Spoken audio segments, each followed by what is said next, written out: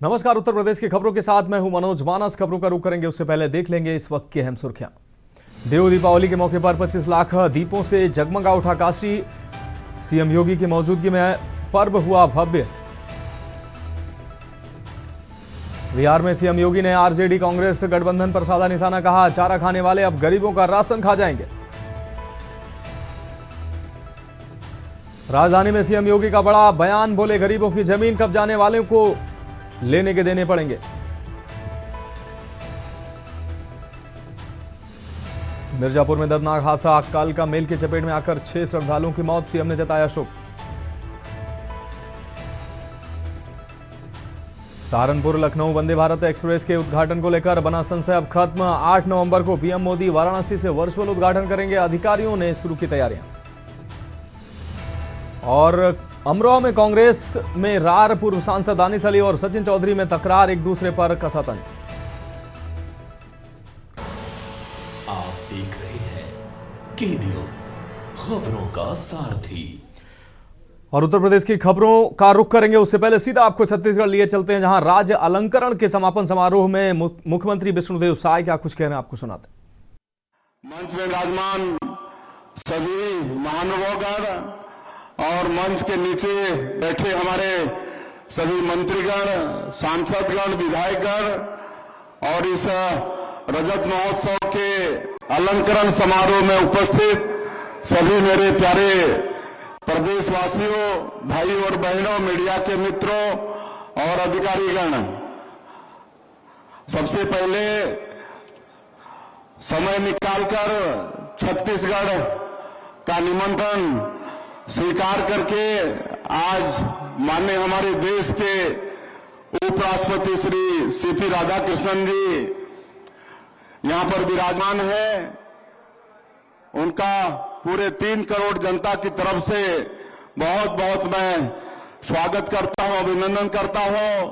साथ ही साथ हमारे मंच में विराजमान सभी हमारे राज्यपाल महोदय, स्पीकर, मंत्रीगण और आप सबका भी हृदय से अभिनंदन और स्वागत है। हम रजत जयंती महोत्सव मना रहे हैं। हमारे प्रदेश को निर्माण हुए 25 वर्ष हो गए हैं और इसलिए इस साल का रजत महोत्सव 5 दिन का मना रहे हैं। और छत्तीसगढ़ का बड़ा सौभाग्य है कि 1 नवंबर स्थापना दिवस के दिन हमारे देश के यशस्वी प्रधानमंत्री और विश्व के सर्वाधिक लोकप्रिय नेता आदरणीय श्री नरेंद्र मोदी जी दिन भर हम लोगों के बीच में रहे, कई कार्यक्रमों में शरीक हुए। हमारे प्रदेश की नवनिर्मित विधानसभा भवन का भी उन्होंने लोकार्पण किया। एक ट्राइबल म्यूजियम जो छत्तीसगढ़ के जनजातीय समाज के स्वतंत्रता संग्राम सेनानियों के द्वारा जो 14 क्रांति हुए उनको लेकर जो ट्राइबल म्यूजियम का निर्माण हुआ है, उसका भी उनके कर कमलों से लोकार्पण हुआ। और रजत महोत्सव का भी शुभारंभ उनके कर कमलों से हुआ। 14,000 करोड़ के विकास कामों का उन्होंने सौगात छत्तीसगढ़ वासियों को दिया। मैं एक बार पुनः छत्तीसगढ़ की 3 करोड़ जनता की तरफ से माननीय प्रधानमंत्री जी का बहुत बहुत धन्यवाद करता हूं, उनका आभार करता हूं। और हम लोग जिलों में रजत जयंती वर्ष में 3 दिनों का रजत महोत्सव वहां भी मनाए हैं, 2, 3 और 4 तारीख को। और वहां भी हमारे मंत्रीगण, सांसदगण, विधायकगण, सभी वरिष्ठ जन गए हैं। और इस तरह से इस रजत जयंती महोत्सव में हमारे जो छत्तीसगढ़ की विकास की जो यात्रा है 25 साल का एग्जीबिशन के माध्यम से पूरे प्रदेश की जनता ने उसको देखी है। और जो छत्तीसगढ़ के हमारे कलाकार हैं उनको भी अपने कला का प्रदर्शन करने का एक मंच मिला है। अब रुक करेंगे उत्तर प्रदेश की खबरों का। बरेली से अहम खबर, मालगाड़ी के इंजन से डीजल चोरी का वीडियो वायरल हुआ है। आपको बता दें, टिसवा रेलवे स्टेशन पर मालगाड़ी के इंजन से डीजल चोरी करने का ये वीडियो सामने आया। आप देख सकते हैं कुछ लोग इंजन में पाइप डालकर डीजल निकालते नजर आ रहे हैं। वीडियो सामने आने पर आरपीएफ ने एफआईआर दर्ज की है। एफआईआर की आपको बताएं, आरपीएफ की मिली भगत से डीजल चोरी की बात सामने आ रही है। मालगाड़ी पायलट ने यह बात कही कि आरपीएफ की मदद से ये डीजल चोरी की जा रही। मामले की जांच रेलवे विभाग द्वारा की जा रही। तो आरपीएफ की मिली भगत का आरोप ड्राइवर ने लगाया। अब बढ़ेंगे अगली खबर की ओर। अमरोहा से अहम खबर, जहां पेड़ पर चढ़े 2 तेंदुओं से मची अफरा तफरी। बिजली लाइन की चपेट में आने से एक तेंदुए की मौत हुई है। दूसरा तेंदुआ लंबे समय तक पेड़ पर डटा रहा। पेड़ से सटी हुई निकली है बिजली लाइन। ग्रामीणों में दहशत। मौके पर वन विभाग की टीम पहुंची है। थाना मंडी धनोरा क्षेत्र के गांव कपसुआ का पूरा मामला है।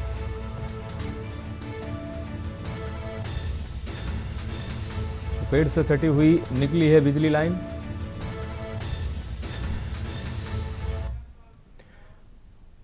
अब बढ़ेंगे अगली खबर की ओर। नोएडा में डेंगू का प्रकोप तेज हो रहा है। मंगलवार को 11 नए केस मिले हैं। कुल मरीज 600 के पार बताए जा रहे हैं। डेंगू प्रभावित क्षेत्रों में एंटी लार्वा का छिड़काव। घरों के आसपास चलाया जा रहा है सफाई अभियान। घर, छत और आसपास पानी न जमा होने के निर्देश दिए जा रहे हैं। तो घरों के आसपास चलाया जा रहा है सफाई अभियान। मंगलवार को 11 नए केस मिले। कुल मरीजों की संख्या 600 के पार पहुंच चुकी है। तो डेंगू प्रभावित क्षेत्रों में एंटी लार्वा का छिड़काव किया जा रहा है। घरों के आसपास चलाया जा रहा है सफाई अभियान।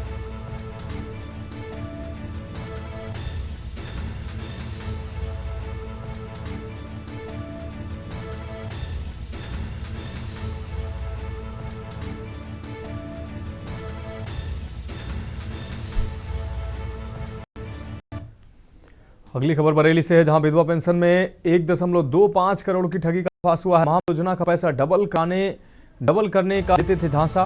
फर्जी मृत्यु प्रमाण पत्र बनवाकर महिलाओं से करते थे ठगी। स्वयं को मृत दर्शा पत्नियों को दिला रहे थे विधवा पेंशन। दस्तावेजों में हेराफेरी कर जारी कराते थे विधवा पेंशन। बरेली के आंवला थाना पुलिस ने 4 आरोपी गिरफ्तार किए हैं।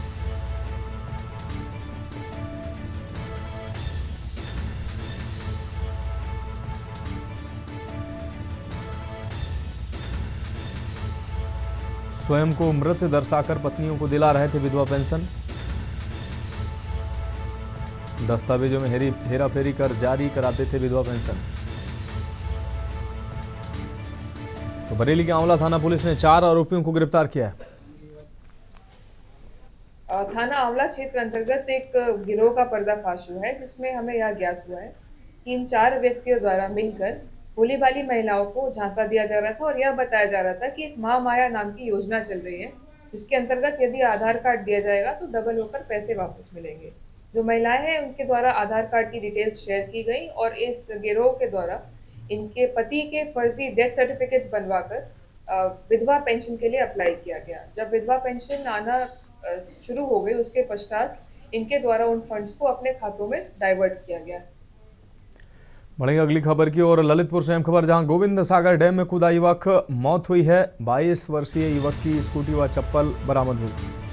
पता नहीं चल तो अब तक युवक के आत्महत्या करने की वजह पता नहीं चली है। पुलिस ने गोताखोरों से घंटों चलवाया रेस्क्यू अभियान। गोताखोरों की जद्दोजहद के बाद युवक का शव बरामद हुआ है।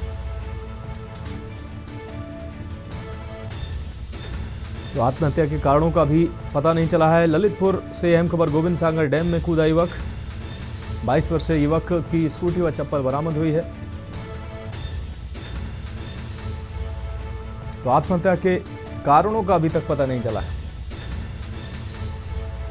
पुलिस ने गोताखोरों के माध्यम से रेस्क्यू अभियान चलाया।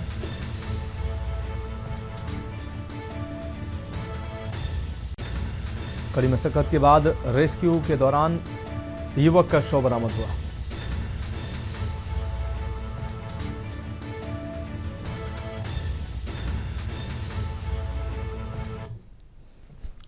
अब बढ़ेंगे अगली खबर की ओर। चंदौली से अहम खबर, जहां पश्चिमी वाहिनी बलुआ घाट पर देव दिवाली का आयोजन किया जा रहा है। दुल्हन की तरह सजाया गया बलुआ घाट। लाखों दीप जलाकर ये घाट को सजाया गया है तो जगमग हो रहा है घाट। गंगा सेवा समिति व प्रशासन ने तैयारियां पूरी की हैं। मुख्य अतिथि पूर्व कैबिनेट मंत्री डॉक्टर महेंद्र नाथ पांडे इसमें शामिल हुए हैं। गंगा में जेट्टी के मंच पर सजेगी ये महफिल। तो हालांकि ये दिन की तस्वीरें हैं। तो शाम 4 बजे मां गंगा का दुग्धाभिषेक किया गया। शाम 5 बजे घाट पर दीपोत्सव कार्यक्रम आयोजित हुआ और शाम 7 बजे से मां गंगा की आरती का आयोजन हुआ। भोजपुरी कलाकारों द्वारा इस दौरान सांस्कृतिक कार्यक्रम की प्रस्तुति भी की जाएगी।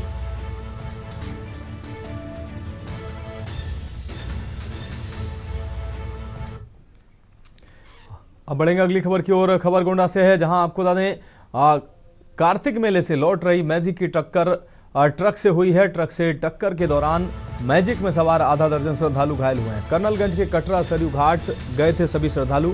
हुजूरपुर रोड पर ट्रक ने मारी मैजिक को टक्कर। घायल श्रद्धालुओं को इलाज के लिए भेजा गया सीएससी। कोतवाली कर्नलगंज के हुजूरपुर रोड की यह घटना है।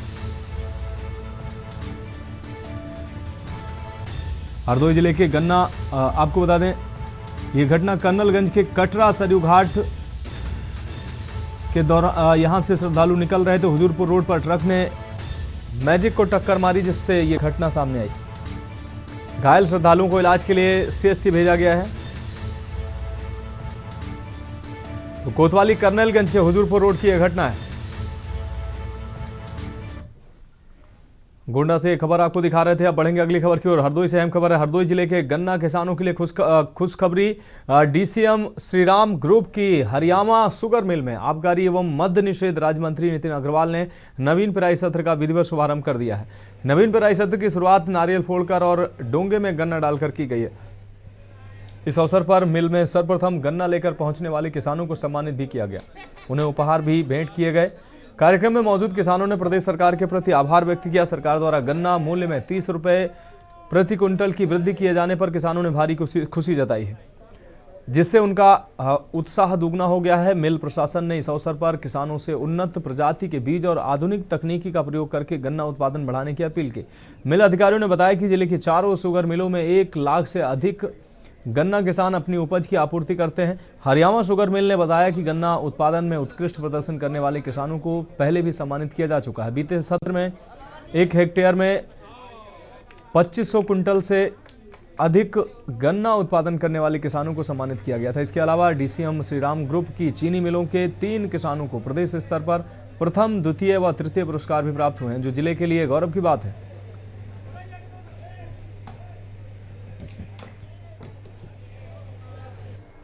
आज हरियाणा चीनी का पेराई सत्र का शुभारंभ हुआ है। इस अवसर पर मेरी सभी क्षेत्रवासियों को और विशेषतया गन्ना कृषकों को विशेष शुभकामनाएं। इस वर्ष हमारा लक्ष्य 2 करोड़ 10 लाख क्विंटल गन्ना की पेराई करने का लक्ष्य है और इसके लिए पूरी तैयारियां कर ली गई है। एक बेहतर व्यवस्था हम गन्ना कृषकों को दें, चाहे गन्ना विकास के बारे में हो, चाहे गन्ना खरीद के बारे में हो या गन्ना भुगतान के बारे में हो, ऐसी सभी तैयारियां कर ली गई हैं। कृषकों की पैदावार गन्ने की अधिक हो, इसके लिए हमने एक सुव्यवस्थित कार्यक्रम चलाया, उपज बढ़ाओ परियोजना। और हमारा मानना है कि सुख समृद्धि का संकल्प, अधिक उपज ही एक विकल्प। नमस्कार सभी किसान भाइयों को, और मैं आज सत्र के शुभारंभ के लिए सभी किसान भाइयों को धन्यवाद देता हूं, बधाई देता हूं। और यह सत्र के आरंभ में मैं ये भी बताना चाहता हूं, इस वर्ष गन्ना मूल्य बढ़ाया है 30 रुपये प्रति कुंटल। तो इसका किसानों में बहुत खुशी है और इससे किसान अपना रकबा बढ़ाएंगे। और साथ साथ ये हमेशा हमारा उद्देश्य रहा है कि किसान उपज बढ़ाए और उपज से भी अपनी आमदनी बढ़ाए। आज हमारे ज़िले में, हरदोई ज़िले में हरियाणा शुगर मिल के सत्र का शुभारंभ हो रहा है 25-26 के लिए।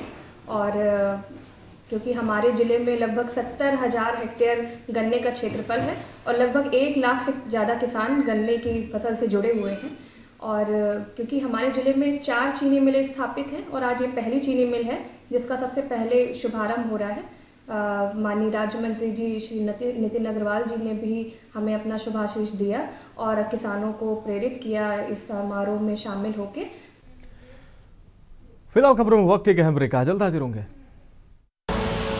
आप देख रहे हैं के न्यूज, खबरों का सारथी। ब्रेक के बाद उत्तर प्रदेश की खबरों में एक बार फिर से आपका स्वागत है। बढ़ेंगे अगली खबर की ओर। खबर जालौन से है, जहां गुरु नानक देव का प्रकाश पर्व गुरुद्वारे में हर्ष उल्लास के साथ मनाया गया है। गुरुद्वारे में धूमधाम से मनाया गया गुरु नानक देव का 556वां प्रकाश पर्व। सिख समुदाय से जुड़े सैकड़ों लोगों ने गुरुद्वारा पहुंचकर पूजा प्रार्थना कर माथा टेका। गुरुद्वारे में प्रकाश पर्व के कार्यक्रम में सैकड़ों सिख समुदाय से जुड़े भक्त दिखाई दिए और आस्था में लीन दिखाई दिए। गुरु नानक देव के प्रकाश उत्सव पर गुरुद्वारे में विशाल लंगर का भी आयोजन हुआ है। उरई में राठ रोड स्थित गुरुद्वारा गुरु सिंह सभा में किया गया आयोजन के दौरान आपको बता दें, गुरुद्वारा के संरक्षक हरजीत सिंह ने बताया कि हर वर्ष की भांति इस वर्ष भी हम लोगों ने मिलजुल कर पर्व को मनाया है।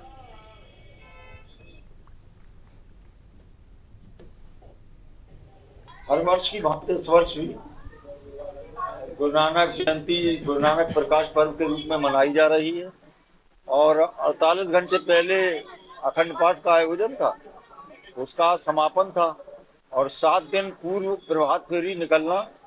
तो सवेरे ब्रह्म मुहूर्त में प्रभात फेरी का भ्रमण शहर के विभिन्न गलियों और धार्मिक स्थानों से होती हुई गुरु नानक देव जी का कुर्बानी के द्वारा जो समाज को संदेश उन विषम परिस्थितियों में दिया जाता रहा।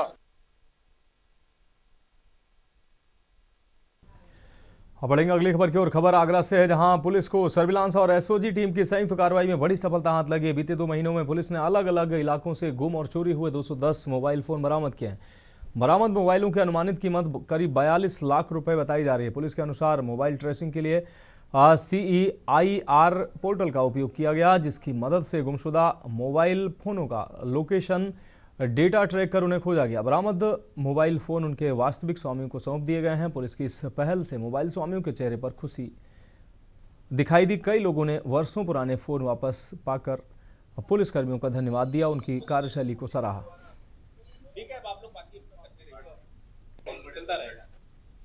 आयुषी जी मोबाइल मिला है, कैसा महसूस कर रही है, क्या कहना चाहेंगे आगे? अच्छा लग रहा है मेरे को तो 2.5 साल बाद मिला है। 2023 में हुआ था, 2025 खत्म होने जा रही है। क्या कहना चाहेंगे आगे? अच्छा काम किया है साइबर सेल ने, बहुत अच्छा काम किया है। मतलब बहुत ज्यादा अंडरस्टैंडिंग थे, समझी सारी बात को और फिर उन्होंने कॉपरेट मतलब अच्छा। देखिए, शासन की मंशा के अनुरूप और सीपी आगरा के नेतृत्व में ADCP आदित्य की टीम ने लगातार इसमें निरंतरता से मोबाइल बरामदगी का काम किया है। इसमें कई सारे मोबाइल्स वो वाले हैं जो लोगों के गिर जाते हैं या कहीं रह जाते हैं। तो CER की पोर्टल से हमारी सर्विलांस टीम, हमारी SOG टीम, उन्होंने आज विगत 2 माह में जो हमें एप्लीकेशन प्राप्त हुई थी डिफरेंट पोर्टल के माध्यम से डायरेक्ट एप्लीकेशन जो सर्विलांस को आती हैं और आदित्य के पास और अक्षय के पास और बाकी तमाम जो भी ACPs हैं जिनके पास ये एप्लीकेशन आती हैं। बढ़ेंगे अगली खबर की ओर। खबर देवरिया से है, जहां आज कार्तिक पूर्णिमा और देव दिवाली के पावन अवसर पर बुधवार की रात से ही देवरिया जनपद के भागलपुर स्थित कालीचरण घाट पर आस्था का सैलाब देखने को मिला। दूर दराज क्षेत्रों से आए हजारों श्रद्धालु देर रात से ही घाट पर पहुंचने लगे थे। भोर होते ही हर हर महादेव, हर हर गंगे और जय मां गंगे के उद्घोष के बीच श्रद्धालुओं ने आस्था की डुबकी लगाई है। आपको बता दें कि स्नान के बाद श्रद्धालुओं ने घाट पर पूजा अर्चना की है, दीपदान और दान पुण्य कर धार्मिक अनुष्ठानों में भाग लिया। इस दौरान घाट पर चारों ओर दीपों की पंक्तियां जगमगाने लगी, जिससे पूरा क्षेत्र देव दिवाली की भव्यता दिव्यता से अवलोकित हो उठा। जनपद देवरिया से आए हैं यहाँ भागलपुर कालीचरण घाट पे कार्तिक पूर्णिमा का स्नान करने। आज गुरु नानक जयंती भी है और देव दीपावली भी आज ही चालू हो रही है। हम लोग आज देव दीपावली में अपना दीपक भी वहाँ गंगा के तीरे हम लोग 365 दीपक जलाए हैं अपना। आज हम लोग कालीचरण घाट, भागलपुर स्थित कालीचरण घाट पर आए हुए हैं और आज कार्तिक पूर्णिमा, देव दीपावली, गुरु नानक जयंती भी है। यहाँ तमाम जगह से लाखों श्रद्धालु प्रत्येक वर्ष आते हैं। आज कार्तिक पूर्णिमा का दिन है और आज भागलपुर में बहुत ही अच्छा स्नान मेला लगता है तो बहुत ही अच्छा स्नान यहाँ पे होता है गंगा का। और यहाँ पे काफी सारे श्रद्धालु दूर दूर से आते हैं अपनी मन्नतें पूरी करने। सबकी मन्नतें पूरी भी होती है। आज गुरु नानक जयंती भी है और सारे श्रद्धालु बहुत बहुत खुश हैं। तो प्रशासनिक इंतजाम भी बेहतर मिले हैं। अब बढ़ेंगे अगली खबर की ओर। फर्रुखाबाद जनपद के कायमगंज के कुंडा रोड स्थित श्री सिद्ध हनुमानगढ़ी मंदिर पर आज देव दिवाली के अवसर पर बड़े ही धूमधाम से व्यवस्था देखने को मिली है। इस अवसर पर धूमधाम से ये त्यौहार मनाया जा रहा है। इस अवसर पर मंदिर के महंत परम पूज्य स्वामी श्री राम चैतन्य जी महाराज, सुरेश चंद्र मिश्रा व गोपाल मिश्रा की सानिध्यता में प्रातः 9 बजे से ही सामूहिक सुंदरकांड का पाठ एवं सामूहिक हनुमान चालीसा के उपरांत विशाल हवन यज्ञ पूजन किया गया। हवन यज्ञ के उपरांत दोपहर 1 बजे से 32वां विशाल भंडारे का आयोजन शुरू हो गया। भंडारे का शुभारंभ विभिन्न जनपदों से आए हजारों साधु संतों ने भोजन पाकर अपने आप को धन्य महसूस किया।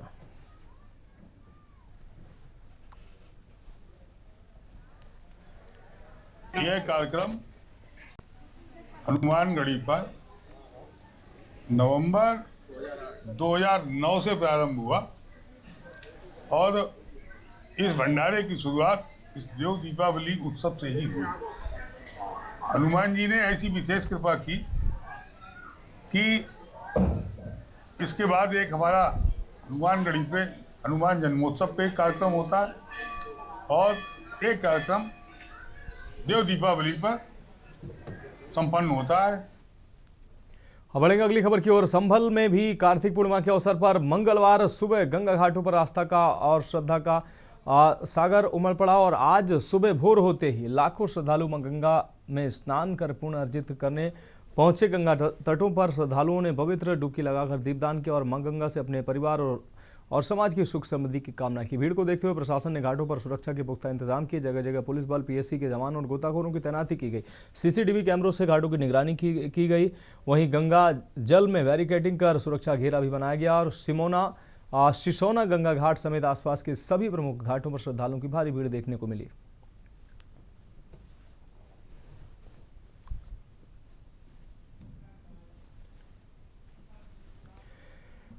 बिहार विधानसभा चुनाव के पहले चरण का मतदान अब बस कुछ ही घंटे दूर है। प्रचार थम चुका है और अब मतदाता अपने भविष्य का फैसला करने की तैयारी में। लेकिन चुनावी सरगर्मी के बीच बिहार से सटे जिलों में सुरक्षा एजेंसियां पूरी तरह से सतर्क हैं। खासकर उत्तर प्रदेश के सोनभद्र जिले में जहां पुलिस प्रशासन ने सीमाओं को सील करते हुए कड़ी निगरानी के इंतजाम किए हैं। बिहार में शराबबंदी के बाद हर चुनाव के दौरान अवैध शराब और नशीले पदार्थों की तस्करी की कोशिशें की जाती हैं। ऐसे में सोनभद्र पुलिस इस बार पहले से ज्यादा अलर्ट मोड पर है। देखिए, जनपद की सीमा बिहार समेत अन्य राज्यों से भी मिलती है। इस बिहार चुनाव के दृष्टिगत रखते हुए कुछ थाने जहां बिहार की गाड़ियों की आवाजाही ज्यादा होती है वहां पे रात्रि में सघन चेकिंग अभियान चलाया जा रहा है। साथ ही साथ वहां पर बॉर्डर पे चेक पोस्ट भी स्थापित की जा रही है और जनपद बिहार के जो जनपद है उनसे भी समन्वय स्थापित किया जा रहा है ताकि इस प्रकार से अवैध सामग्री के जाने पर वहां पे नियंत्रण किया जा सके। बढ़ेंगे अगली खबर की ओर। बरेली जिले के शीशगढ़ थाना क्षेत्र के अंतर्गत आने वाले गांव बंजारिया के पास बुधवार की सुबह मानवता को शर्मसार करने वाली एक अत्यंत हृदय विदारक घटना सामने आई। किसी अज्ञात व्यक्ति ने एक नवजात शिशु को रात के अंधेरे में झाड़ियों में फेंक दिया। सुबह के वक्त जब शिशु झाड़ियों में लावारिस पड़ा था तो आवारा कुत्तों ने उसे नोचना शुरू कर दिया। इस हृदय विदारक दृश्य को सबसे पहले एक ग्रामीण ने देखा। जानकारी के अनुसार कुत्तों ने नवजात का एक हाथ बुरी तरह से नोच कर खा लिया। ग्रामीण ने तुरंत कुत्तों को भगाया और गांव वालों को इस अमानवीय कृत्य की सूचना दी। घटना की खबर फैलते ही मौके में ग्रामीणों की भारी भीड़ जुट गई। गुस्साए ग्रामीणों ने इस जघन्य अपराध के दोषी को सख्त सजा देने की मांग की गई है। सूचना मिलते ही बंजारिया पुलिस चौकी तत्काल मौके पर पहुंची। पुलिस ने नवजात के छत विछत शव को कब्जे में लिया और उसे पोस्टमार्टम के लिए भेज दिया। पुलिस का शुरुआती अनुमान है कि नवजात शिशु को मंगलवार बुधवार की दरमियानी रात में फेंका गया है।